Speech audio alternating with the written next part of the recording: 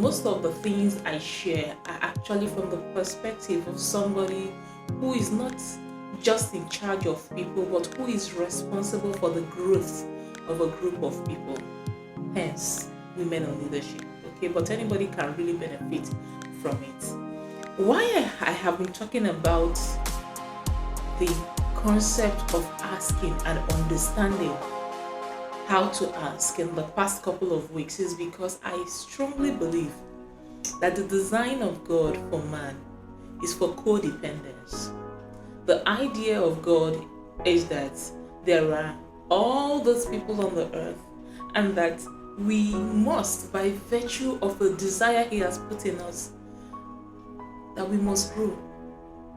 And that in order to grow, it is easier to grow by asking each other for things. And so He put one thing in one person and another thing in one person, and He says, go and meet each other, go and enjoy each other, enjoy each other's company.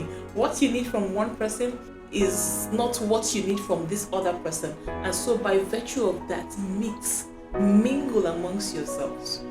Okay? And so in order to grow, in order to come into that fullness, you must get out of your zone. God was careful to not put everything that any one man needed in the hands of any one man. And so we must ask. If you are a leader and if you are responsible in shifting your people forward, by now you know that there are certain things that you must depend on another person for. And you know these things keep you humble. They keep you from being self-conceited. Let me just digress a bit. I know these ladies in church that, I'm not a particularly outgoing person, but I noticed that everybody just keeps to themselves. And then after a while, I noticed that they became nice. And while I was wondering, okay, what's going on with these people? They are particularly nice. The very next minute, they are asking me, oh, they have this business. Oh, can I take a look at something that they are selling? And eventually, I got to know that the reason they became nice was so that I could take an interest in what they had to sell. So, in as much as they, like me, would have loved to keep to themselves, the very fact that there is a desire in growth, a desire for growth that God has put in them, will force them to get out of their shell, get a little out of themselves, and focus on me and ask me how I'm doing. Okay? And so, you must ask. Having laid that background, I want to tell you 4 or 5 ways in which you must always remember to ask. Okay? The first thing is that practice asking. Practice asking. Thank you. So practice asking. Ask just because. You see a group of people, the moment you have a relationship with them, ask for a picture. Right? Ask for their time. Just have a practice that forces you not just to become vulnerable to people, but it opens you up to be asked. That openness for communication, it does a great deal for your leadership. Okay? And so even asking to greet somebody, asking to know somebody, asking for a complimentary card, even if you don't get to use it, the fact that when you get into a group of people, when you get into a gathering, that you make it a practice to get out of your zone and ask is a practice that will help you. Alright, so ask, test your asking muscle, modify, ask better, right? Put yourself out there. The second thing is have the audacity to ask. So the first thing is asking, and the second thing is the boldness with which you ask. Don't just ask because, right? When you ask with some level of confidence, ask with some level of expectation, ask expecting to receive. There is a link asking, there's an asking that feels like begging. Okay, so when you ask, make it audacious, ask in such a way that you cannot be refused. Ask like you have permission to be in the room. Alright, and the third thing is ask with knowledge.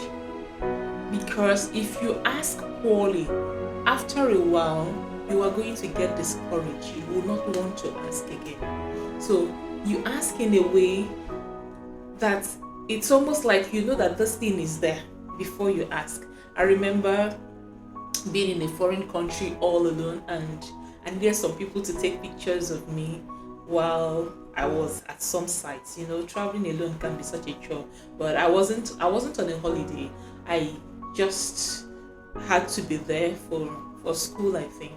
And I needed somebody to help me take a picture of myself against the background.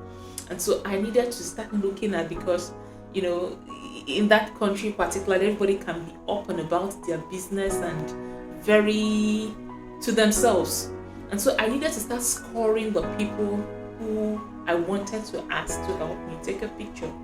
And so I was looking for people who fit a particular stereotype. I was looking for, say, people who, preferably women, people who were either younger, not just younger, people who looked like they had a smile, like they were not particularly in a hurry to be anywhere. So I chose those people to start asking. Of course, I got a few no's, but asking with knowledge means that do your research a bit so that you are not discouraged by a very fierce no. So ask from somebody who has it to give. Ask from somebody who is more likely to give. Ask from somebody who you should have an expectation. You should have a positive expectation. All right, so that you can grow those muscles. Because even the first few asks, you are discountenanced, you may not continue to ask. So ask with knowledge. Just to recount, first thing I said is practice asking, then ask with audacity. Ask with audacity, ask with some boldness, approach the asking table and ask like you're supposed to be there, like you're supposed to get it. And finally, ask with some knowledge that the person you are asking for not just has it to give, but is more likely to give, especially if you are starting out in this endeavor of asking. Of course, if I have one, I'm going to come and I'm going to share it with you. But please, if you are a leader, it is on you to get out of yourself and ask. If you know that this is going to help you, if you know that somebody has it to give, get over yourself and ask, and you will receive.